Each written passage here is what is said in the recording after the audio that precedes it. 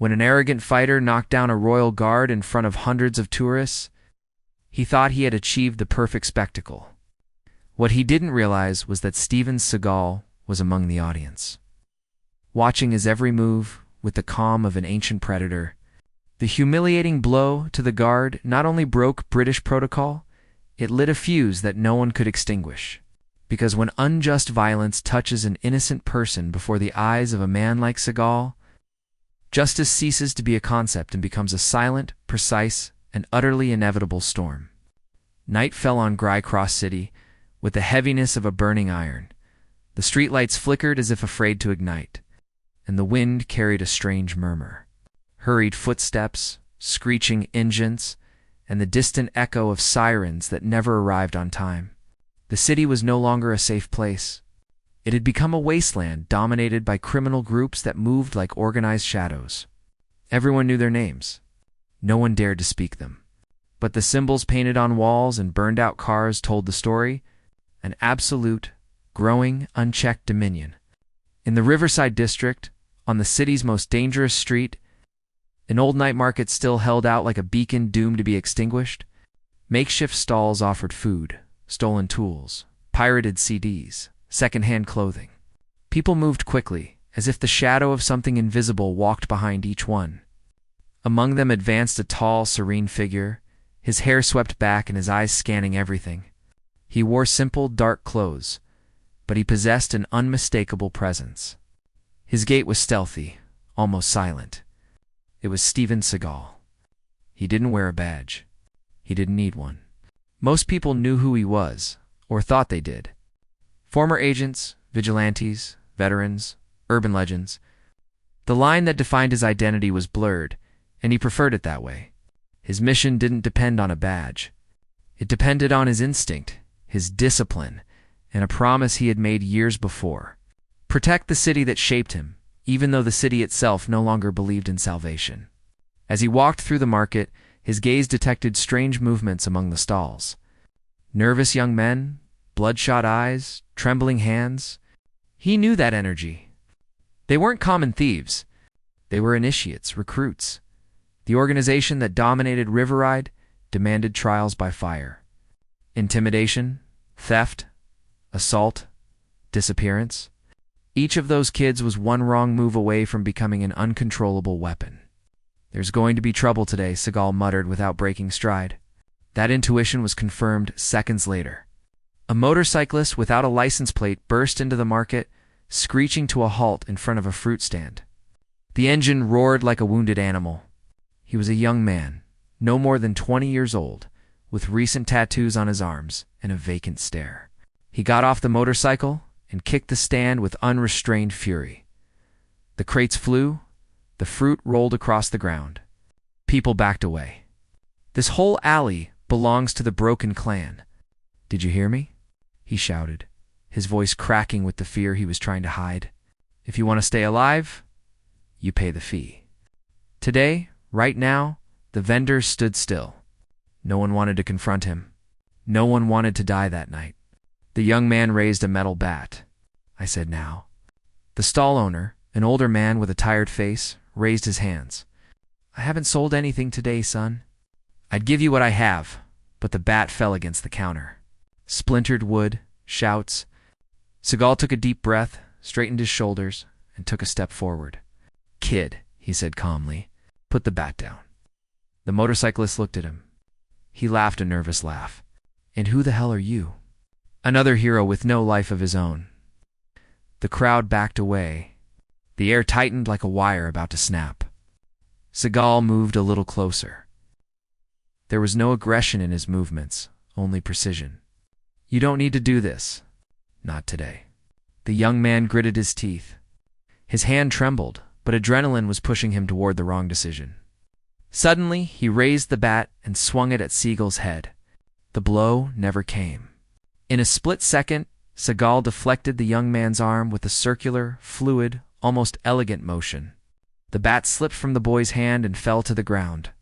With another swift movement, Seagal grabbed the boy by the wrist and shoulder, controlling him without unnecessary harm but making it clear he wouldn't hurt anyone else. The young man fell to his knees, defeated more by shock than by strength. "Why," he gasped. "Why do you care?" Seagal stared at him, without judgment, without hatred. "Because it's not too late for you." Before he could say anything else, a crash erupted at the far end of the market. A black pickup truck with no license plates ripped through the stalls, knocking over tables and crates. Glass shattered, screams echoed. It was the Broken Clan. No recruits, no initiates. It was the main crew who were really in charge. The truck screeched to a halt, and 3 armed men jumped out, pointing their guns in all directions. "There he is," one shouted, indicating the young man Seagal was holding. "The kid failed the test. Now he'll pay." Seagal took a step back, placing his body between the boy and the attackers. "He's not going anywhere with you." The 3 men exchanged glances. Some recognized the figure, and when they did, their expressions changed. It was no longer contempt or mockery. It was cold fear. "It can't be," one of them said. "That's him. That's it," another replied, swallowing hard. "It's him." The leader, however, did not back down. His pride outweighed his instinct for survival. "I don't care who you are. This boy belongs to the Broken Clan." Seagal straightened, his eyes fixed like tempered steel. "No one belongs to the Broken Clan." The silence was broken by the first shot. Seagal moved with lethal precision. He caught the young man and shoved him behind an overturned table. Bullets pierced tarpaulins, shattered bottles, and blasted lights. He moved through the stalls in circular motions, using improvised cover, striking, disarming, and neutralizing. Every step seemed choreographed, but nothing was without purpose. Every decision saved lives. The leader tried to escape toward the truck. Seagal reached him before he could open the door. A twist, a block, a sharp impact against the hood. The man fell to his knees. "Tell your boss," Seagal said in a low but unmistakable voice, "that his time in this city was over." The criminal spat blood and smiled arrogantly. "You have no idea what's coming." But Seagal did have an idea. He had sensed something, a storm approaching, for weeks. He just needed confirmation. The sirens, too late as always, began to wail in the distance. Steven Seagal took a deep breath, helped the boy to his feet, and looked him in the eye. "This night isn't over," he said calmly. "It's just beginning." The city, deep in its darkness, seemed to murmur the same thing. And so the war began. If you don't want to miss our content, hit the like button and subscribe below. Also, activate the bell and tell us where you're listening from. We appreciate your support. The underground Coliseum vibrated with a roar that seemed to come from the bowels of the earth itself. People pounded on the rusted railings, howled, and shouted. He was betting. The air smelled of sweat, alcohol, and compressed adrenaline. The lights flickered as if barely able to withstand the illegal electricity powering them. In the center, a makeshift ring, surrounded by fences and chains, gleamed under yellow spotlights that distorted the fighters' shadows. And among the crowd, hidden among hoods, leather jackets, and desperate gamblers, was Steven Seagal, silent, observant, barely moving his gaze. He hadn't come for entertainment or to gamble. He had come to confirm a rumor. The Broken Clan was recruiting underground fighters to become part of its internal security, a brute force intended to crush anyone who stood in the way of its business. They promised them money, protection, fame on the illegal circuit. But what they were really offering was corruption and destruction. Steven knew that if the rumor was true, something serious was about to happen. In the ring, a royal guard, one of the governor's private enforcers, recognizable by his metallic badge, was giving instructions to the fighter that stood before him. It was part of the spectacle, a strange act, demonstrations of authority against the gladiator of the night. The audience loved that contrast, that tension, but there was a detail that most didn't understand. Those guards weren't there by choice. They had been forced to participate almost like chess, pieces in a larger game. The fighter of the moment was a giant with skin marked by scars and tribal tattoos. He had a torso that looked chiseled by violence and a furious gaze that never wavered. They called him Razor not because he used blades, but because his temper cut faster than any weapon. The royal guard raised his hand to signal the start of the demonstration. The crowd erupted in cheers. The Colosseum vibrated. Razor took 2 steps forward. The guard barely had time to extend his arm before the fighter charged at him. A sharp, brutal impact. The guard was thrown backward as if his soul had been ripped out. He fell to the floor with a hollow thud, motionless. A sudden silence gripped the Colosseum. Then came the roar. Razor, razor, razor. Shouts, bets, celebrations. Some filmed with low-quality cell phones, others jumped on the seats, but Steven Seagal didn't celebrate. His gaze hardened like stone. He had seen more than a victory. He had seen intent. Razor hadn't punched to win. He'd punched to kill. And what's worse, he'd done it knowing exactly who was standing in front of him. It wasn't a show. It was a message. 2 clandestine paramedics rushed to the ring. One lifted the guard's head, but instantly shook it. He wasn't breathing. The crowd let out a murmur of morbid pleasure. Tonight, there was real blood, and for them, that meant spectacle. Steven moved through the crowd, his silhouette etched against bodies that barely noticed him. Meanwhile, the announcer, a thin man with a squeaky voice amplified by cheap speakers, tried to recapture the excitement. Ladies and gentlemen, Razor has accomplished the impossible. A real guard on the canvas. Another legend for our champion.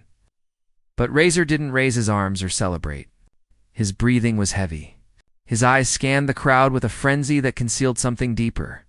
Guilt, confusion, or perhaps fear. When his eyes passed over Steven, they stopped. 1 second, 2, 3.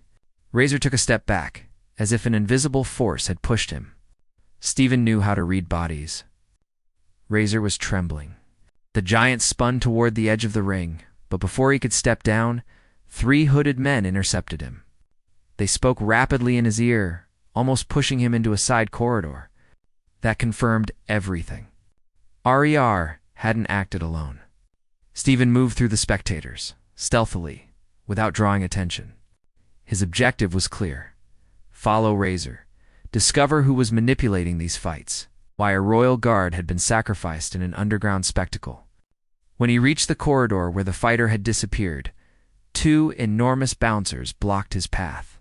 Private area, one growled. Steven didn't respond. He analyzed them.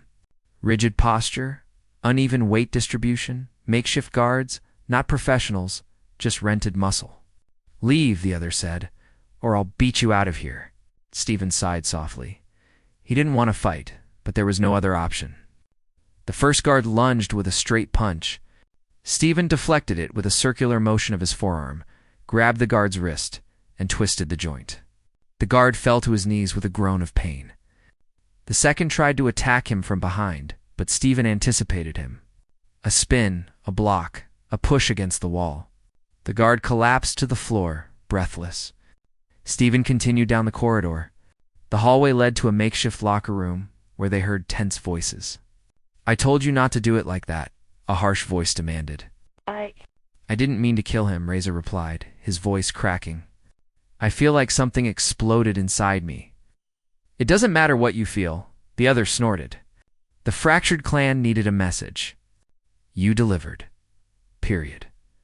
Steven walked through the door unannounced. The 2 men turned. Razor jumped back as if he'd seen a ghost. You, he whispered. You were in the audience. The other man raised a gun. Steven looked up. Put that down, he ordered calmly, as if he were a child holding a stick. If you fire it, you won't have time to regret it.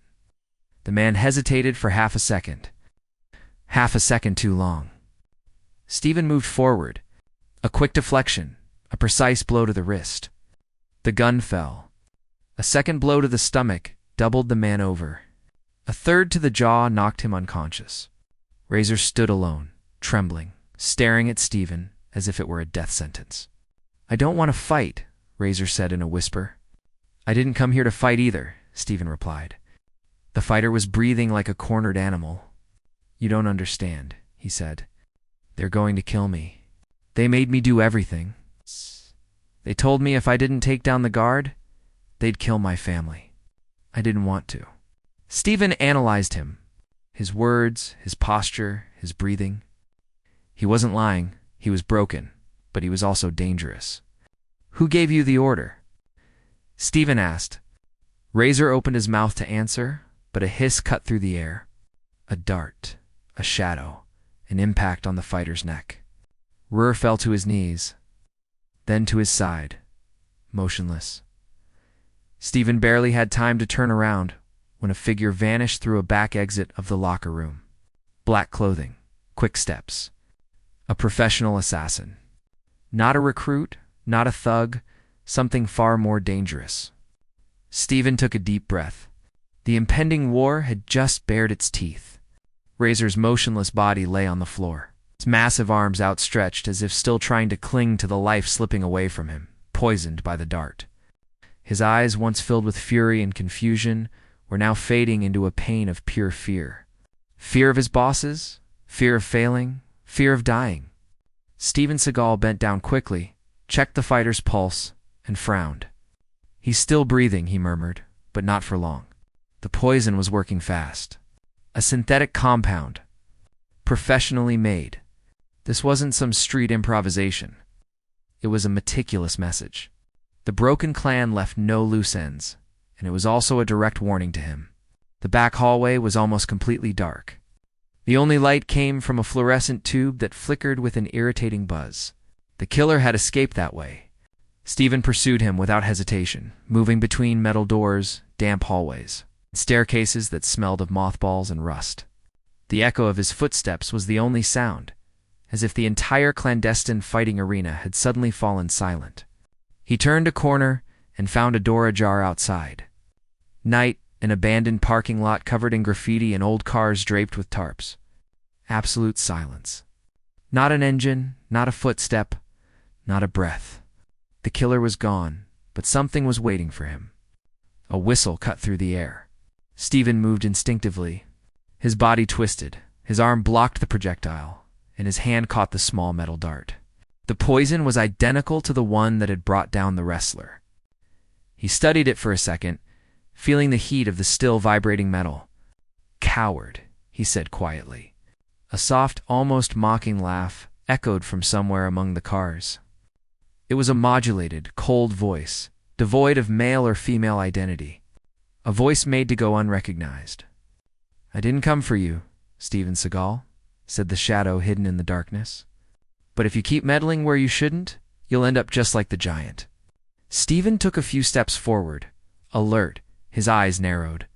"If you wanted to kill me, you would have tried a long time ago," he replied. "But you didn't. That means you're afraid too." There was silence. Then the shadow spoke again. "I'm not afraid. I'm just following orders." "Everyone who follows orders without thinking ends up buried," Steven retorted. A metallic click was the farewell. Then an engine starting in the distance. When Steven reached the far end of the parking lot, a black vehicle with no license plates disappeared into the narrow streets. Too late to chase it. Too soon to know what would come next. He went back inside the clandestine coliseum. Commotion had erupted. The crowd was fleeing through the main exits. Some were shouting murder, others police raid. Still others were simply running out of pure instinct for survival. Lights were flickering on and off. Organizers were yelling orders. Fighters were trying to escape before they could be blamed for something. But Steven wasn't looking for culprits. He was looking for answers. Razor was still breathing, though increasingly faintly. A pool of sweat and saliva surrounded his face as his muscles tensed involuntarily. Steven opened a first aid kit in the dressing room, took an emergency syringe with a generic antidote for neurotoxins, and injected it into the fighter. He didn't know if it would work, but it was his only option. Razor gasped violently, and his eyes opened. "You," he whispered, "why are you helping me?" "Because you're not the enemy," Steven replied. The giant tried to move, but his breath caught in a spasm. Nevertheless, he managed to speak haltingly. "No, you don't understand. I didn't choose to hit the guard. They did it on purpose." "Who?" Steven leaned closer. "Tell me who forced you." "The one in charge now, the new one, the one who controls everything from the shadows." Ruhr began to convulse. Steven held him tightly.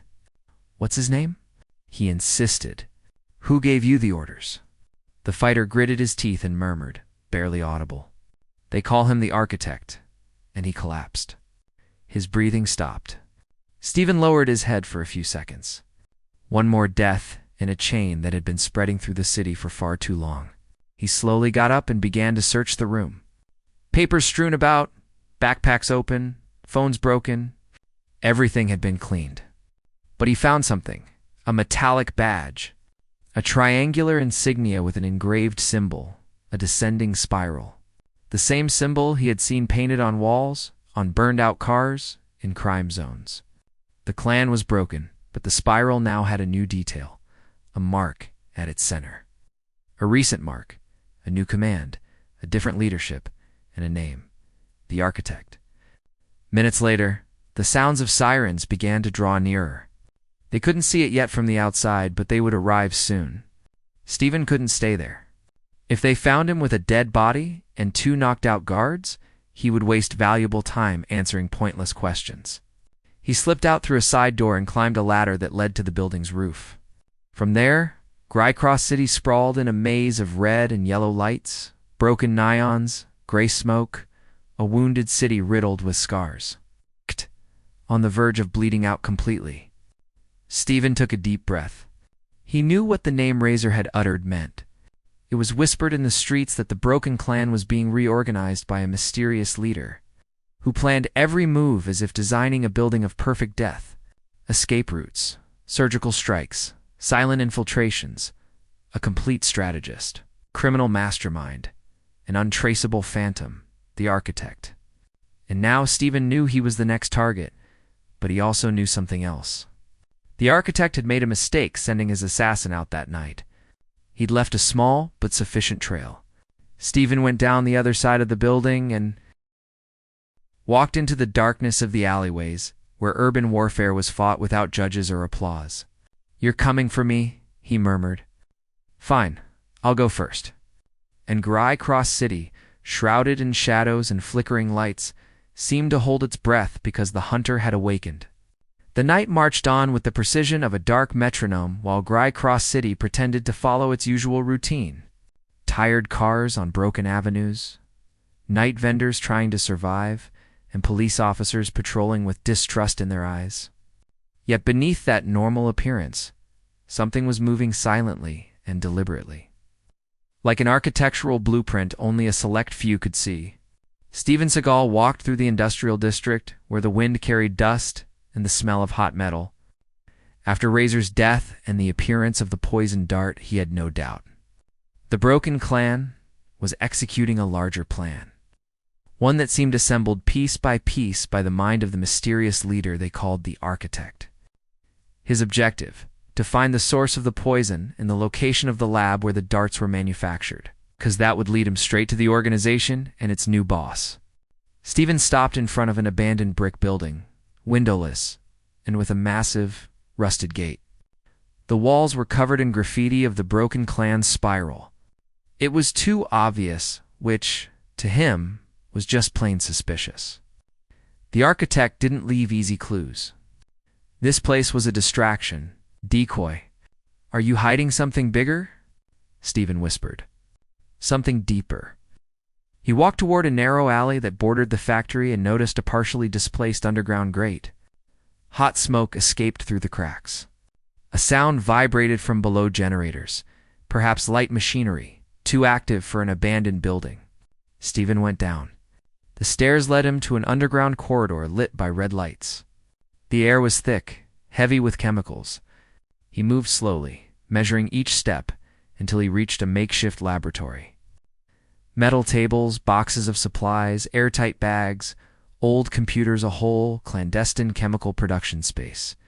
And in the center, a thin man in a white coat mixed substances while listening to music through headphones. Steven watched for a moment before speaking. "That mixture you're preparing," he said calmly, "kills in less than 5 minutes. You know that, right?" The chemist jumped, dropped a flask, and backed away in terror. Who are you?" "Someone who needs answers," Steven replied. The chemist looked around as if searching for a non-existent salvation. "You can't be here if they find you, if they know I spoke to you." Talking is the only thing that can save you, Steven interrupted. Who asked you to produce the poison that killed Eraser? The man swallowed. I didn't know who it was for, I just followed orders. A high payment. They brought the ingredients. I just synthesized it. Who are they? The chemist hesitated. Men with tattoos from the Broken Clan. But they weren't the usual ones. They were more disciplined, more coordinated. Under their jackets, they wore a symbol, a spiral with a mark in the center. Steven knew it. He had seen that symbol in the clandestine Colosseum. Any names? He insisted. I only heard one, the chemist whispered. The architect. Nobody sees him. Nobody touches him. He directs everything from above, as if he were designing a parallel city. Steven watched him closely. Where do they deliver the poison? At the old port, the chemist said without thinking. Warehouse 17. They pick him up in the early morning. That was enough. But the moment Steven turned to leave, he heard a metallic click behind him. The chemist was trembling, holding a small pistol. I'm sorry, he stammered. They'll kill me if I let you go. I can't. Steven looked at the gun. His pulse didn't quicken. His breathing didn't change. You're already dead if you keep doing what they tell you, he said. But that can still change. The chemist squeezed the trigger, but the gun never fired. In less than a second, Steven deflected his wrist, removed the weapon, and pinned him against the wall. No unnecessary violence, just firmness. I didn't come here to kill you, he murmured. I came to stop something worse. The chemist, trembling, fell to the floor. Go, Steven ordered. Run while you still can. The man obeyed without looking back. Steven destroyed the lab's main computer, dismantled the equipment, and left through the underground hatch. The night greeted him with an eerie, almost expectant silence. He knew the next step. Warehouse 17, Old Port, midnight. Gracross City had a disused port where rusted ships bobbed beneath a dark sea. Lights were scarce. Containers formed walls, and the wind whistled through chains and masts like a metallic wail. Steven arrived at 12:07. He moved silently among the containers, his attention fixed on every shadow. Distant sounds of hammering, footsteps on metal, and murmurs indicated that Warehouse 17 was active. When he reached the side entrance, he heard voices inside. The architect wants the cargo ready by tomorrow. He never comes in person. He watches. He always watches. Steven pushed open a small, rusty window and slipped inside. The warehouse was filled with boxes bearing chemical symbols. Documents, maps, and a huge board covered with plans of the city. Tunnels, routes, connections, and strategic points marked with spirals. The architect was designing total control. Here you are, a voice murmured behind him. Steven spun around. A masked, thin man in a black tactical suit was watching him with the same calm as a surgeon before an incision. The parking lot killer? This time, I won't miss, he said mechanically. The fight was instantaneous. The killer threw two small knives, quick as lightning. Steven dodged them by millimeters. Then came a close-quarters attack, precise strikes, practiced movements, near-perfect martial discipline. But Steven was a master. His defense was fluid, circular, a dance of absolute control. The killer tried to surprise him with a dart hidden in his wrist. Fatal mistake. Steven caught his arm, twisted the joint, and slammed the killer against a metal pillar. The man fell to his knees, gasping. Who are you? Steven asked. I'm the messenger, he whispered. Then send one, Steven replied. A well-aimed blow knocked him unconscious. Steven checked his suit. He found a device, a small transmitter with coordinates marked for a secret meeting. A single name labeled it Final Delivery. The architect Steven clenched his fist. The war was entering its decisive phase, and he already had the address. The scandal sparked by the Royal Guard's fall had already crossed borders. But what happened after the attack in the alleyway elevated the situation to a completely different level. In less than 24 hours, British news outlets were reporting on an anomalous incident in which an unknown man had faced several attackers with almost impossible skill. The security camera footage was blurry, but the silhouettes matched too closely. A group of armed men, a downed bodyguard, and someone with movements too fluid to be an ordinary tourist. That someone was Steven Seagal. As London awoke to confusing headlines, Steven crossed the River Thames on foot, his gait calm but determined. Beside him walked the guard, Marcus Ale, still sore, though more indignant than injured. The attack had revealed a truth. Everything was connected. The wrestler who knocked down the royal guard, the Zora thug who started the fight, the armed group ambushed in the alley, and Steven's unexpected presence. Nothing was a coincidence. Marcus, his jaw clenched, broke the silence. "You said something about a pattern yesterday," he murmured. "What did you see that I didn't?" Steven glanced at him. "I saw too much emotion in the wrestlers' movements in the ring, and too much precision in the men in the alley. They were both cut from the same cloth, military training, but without moral discipline. It wasn't an impulsive act, Marcus. It was a message." "For whom?" Marcus asked. "For me," Steven replied calmly, "and for anyone willing to interfere." Marcus stopped, incredulous at the implications of his words. "Are you saying they were waiting for you?" "Not exactly. They were creating chaos. If I intervened, it would serve their plans. If I didn't, they demonstrated control. Either way, they gained something." Marcus ran a hand over his confused face. "But who? Why?" Steven inhaled deeply. Years ago in Asia, a paramilitary group tried to imitate ancient fighting styles. They went astray, mixing violence with extremist ideology. I confronted them. I thought that chapter was closed, but I suppose some survive, and it seems London is a new battleground. Marcus felt a chill. "You're implying that the fighter in the ring is part of that group." "He's not a formal member.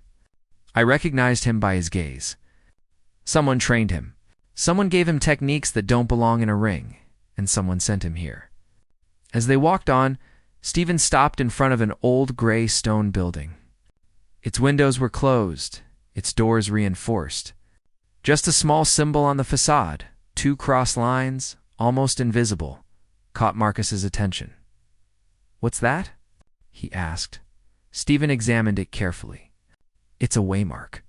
A warning for those who know how to read it. It means an enclave is nearby." "An enclave of whom?" Marcus insisted. "The men who attacked the alley." Marcus took a step back. "So what are we doing here then? Shouldn't we alert the police or the army?" Steven shook his head slowly. "The police wouldn't understand these men's language, and the army would be like trying to put out a spark with dynamite." "Marcus, this requires precision and silence." Marcus, still hesitant, followed him as Steven ventured into an alley hidden behind the building. It was a narrow, almost concealed passage where the sounds of the city faded away. Steven moved as if he'd known the place for years. Halfway down, he stopped abruptly. "Here," Marcus whispered, squinting. "I can't see anything." Steven raised his finger and pointed to a small, rusty grate. "A hidden microphone? Cheap, but well-placed." The guard's eyes widened in surprise. "So, they're listening to us?" Steven smiled slightly. They were listening to us. With a precise movement, he touched the grill, disconnecting the cable with almost surgical skill. The microphone was rendered useless. "Now we can speak freely," he said. Marcus took a deep breath. "Steven, what are these men really after?" He looked at him with the serenity of someone who has faced shadows before. "They're after visibility, chaos. They're after proving that even the most rigid security systems can fail. The Royal Guard being taken down in public wasn't an accident, Marcus. It was a sign. And my being there only hastened their next move." "What is it?" Marcus asked, concerned. Steven stood motionless, listening to the wind rushing between the walls of the passage. Then he closed his eyes as if following an invisible trail. "They're going to attack an event with a high concentration of eyes, a place where the fall of authority carries more weight than any explosion." Marcus leaned forward. "The palace, the Royal Guard," Steven replied. "Something more subtle, something where people believe nothing bad can happen. A tourist event, a parade, a minor ceremony, something with rigid protocol and confident guards. Marcus felt the ground disappear beneath his feet. Steven, if you're right, they could cause a disaster. They will, if we don't act. They both moved toward the main street, but as they turned the corner, a black car stopped. The tinted windows prevented them from seeing who was inside. Marcus instinctively stepped back, but Steven held up a hand, signaling for calm. The car window slowly opened. Inside, a man in a dark suit and straight glasses regarded Steven with a cold smile. Master Seagal, we finally meet face to face. Marcus gritted his teeth. You know him? Steven remained composed. Many years ago. He's the group's architect. I thought he was dead. The man bowed his head. Many believed so. That allowed us to grow. But now, Master, we want you to stop interfering. London is not your battlefield. Steven took a step toward the car. As long as innocent lives are endangered, everything is my battlefield. The man smiled. Then it will be a waste to lose it. But if you insist on interfering, you will leave us no choice. The window shot up, and the vehicle sped off, leaving a trail of burning rubber. Marcus swallowed hard. Steven, I think he just declared war on you. No, he replied calmly. The war began when the Royal Guard was shot down. This is just a warning. Marcus looked at him, knowing that what was coming would not be a simple confrontation. So what do we do now? Steven adjusted his black kimono under his coat, took a deep breath, and looked out over the city. Now, Marcus, let's preempt the attack. They've already made their move. It's our turn. Dawn over London felt restless, as if the city understood that something invisible was about to shatter. The morning mist blanketed the streets and parks, filtering the light like an omen. On the news, presenters spoke of the imminent tourist parade in front of Buckingham Palace, one of the month's most crowded events. Thousands of visitors gathered to watch the changing of the guard, unaware that this day could turn into a deadly game. Steven Seagal walked briskly through Tejom's Park with Marcus Sale at his side. The now-recovered guard wore his tailored ceremonial uniform and an expression of absolute concentration. Steven, dressed in his usual black kimono hidden beneath a dark coat, observed every corner with trained eyes. His breathing was slow and deep, like that of a warrior ready to face an almost inevitable challenge. Marcus broke the silence. If your prediction is correct, they will attack during the changing of the guard. There won't just be soldiers there. There will be tourists, children, entire families. Steven nodded without taking his eyes off the horizon. That's precisely why they'll do it. They want visibility. They want to prove they can break the most protected tradition in the United Kingdom without being detected. And how are we going to stop them on our own? Marcus asked, worried. Steven stopped and discreetly pointed to a nearby high point, a rooftop with a perfect view of the palace. We're not alone. Someone's been watching that spot all morning. Only a trained sniper takes that kind of position. Out. Marcus narrowed his eyes. You think he's one of them? He's too still to be an amateur, Steven replied. His mission will be to create chaos when the group moves down below. One shot at the right moment, and the panic will do the rest. Marcus swallowed. Then we should go up. Steven shook his head slowly. No, you have to stick to protocol. If a guard leaves his post, the attackers will know we're suspicious. I'll go after the sniper. You stay close to the captain and follow orders. Marcus took a deep breath. I trust you, Steven. I trust you, he replied calmly. Remember, discipline is stronger than fear. With those words, Steven broke away and disappeared into the trees, moving with the silent precision of a trained predator. He climbed a side wall, advanced across an auxiliary rooftop, and finally reached the building he had observed from the park. Every step was calculated, every shadow analyzed. When he reached the edge of the roof, he took a deep breath. The sniper was there, a tall, thin man dressed in black tactical gear and carrying a modified precision rifle. His stance was perfect. His scope was pointed directly at the formation of guards that already filled the avenue. Steven approached without making a sound. When he was 3 meters away, he spoke in a firm but calm voice. You have 5 seconds to drop your weapon. Ow. The man didn't even turn around. You're late, Master Seagal. The show is about to begin. He tried to fire, but Steven was already upon him. With a swift movement, he struck the weapon with his forearm and changed its trajectory. The shot missed. The sniper reacted with an aggressive spin, throwing a low kick, but Steven blocked it with his shin. He twisted the opponent's wrist and slammed him to the ground with a sharp takedown. The enemy rolled to avoid a final blow, throwing a concealed knife. Steven dodged it with a slight nod of his head and caught the weapon midair. Then he advanced with short, firm steps. The sniper retreated, exhausted, attempting one last thrust. Steven needed no more than 2 moves. He deflected the attack and applied a hold that immobilized the man without breaking any bones. The enemy lay motionless, unable to move. "You're not the final target," Steven whispered. "Just the first link." As he rendered the shooter unconscious, the ceremony began below. The crowd applauded. The guards advanced with their traditional rigidity, and Marcus walked among them with impeccable posture. But something felt off among the spectators.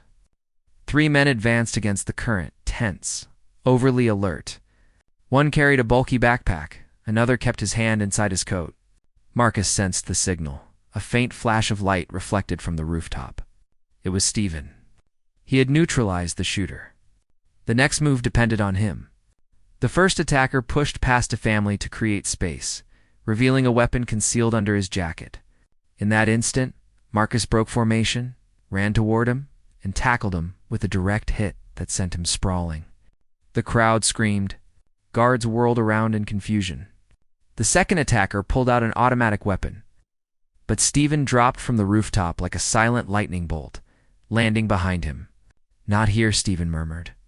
With a twist of his forearm, he disarmed the man and applied a neck tourniquet that rendered him unconscious in seconds.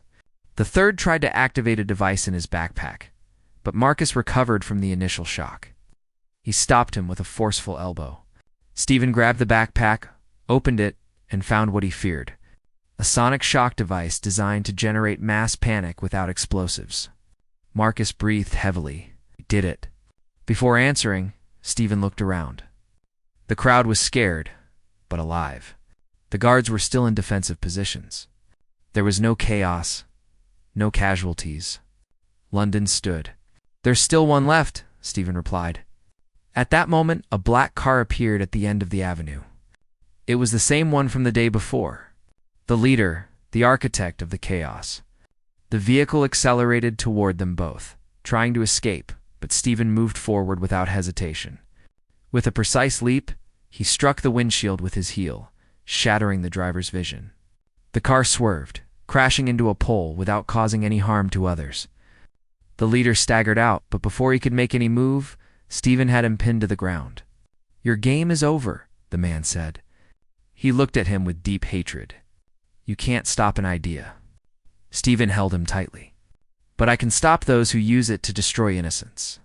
Sirens began to wail. Special forces were arriving on the scene.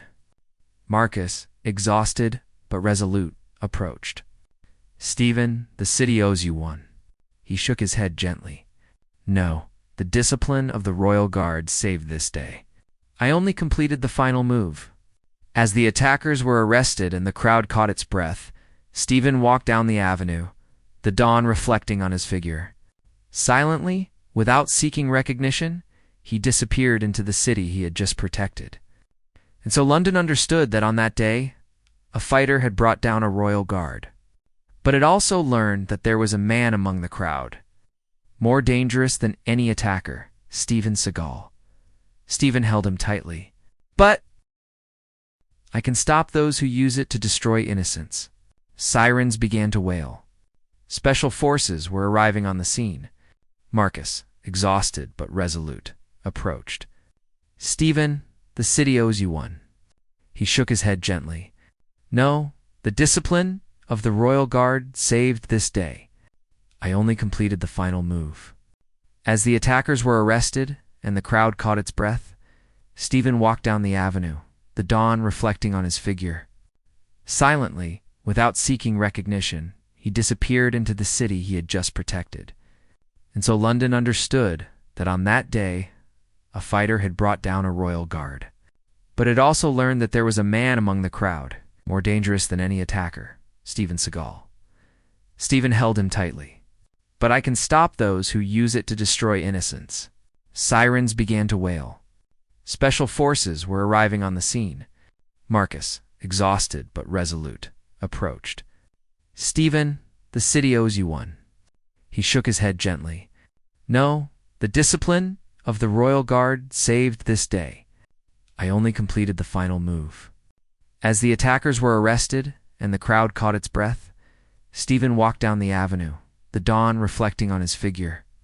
Silently, without seeking recognition, he disappeared into the city he had just protected. And so London understood that on that day, a fighter had brought down a royal guard. But it also learned that there was a man among the crowd more dangerous than any attacker. Steven Seagal.